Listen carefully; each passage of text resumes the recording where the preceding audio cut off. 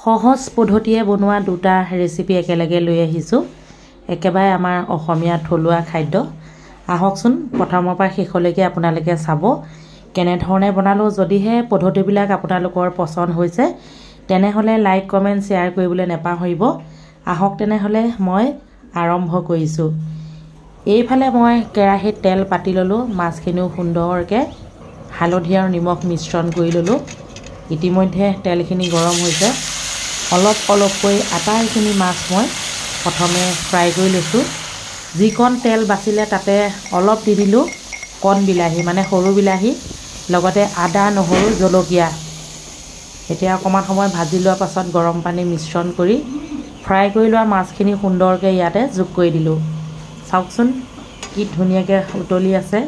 অকণমান সময় ঢাকি দিয়াৰ পাছত এতিয়া আপোনালোকক দেখুৱাইছোঁ খাবলৈ বহুতেই সোৱাদ লগা হৈছে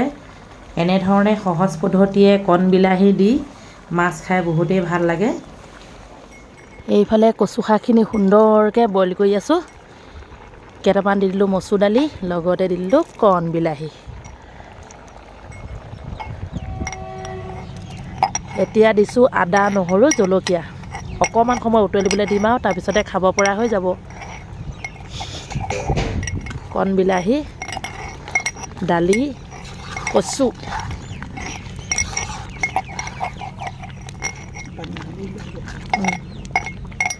ইমানতে ভিডিঅ'টো সামৰণি মাৰিব লৈছোঁ কি লৈছোঁ দেখুৱাই দিছোঁ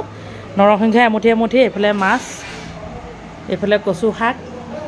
এয়া ছোৱালীয়ে মই খাবলৈ বাকী আছিলোঁ সেয়েহে খাবলৈ লৈছোঁ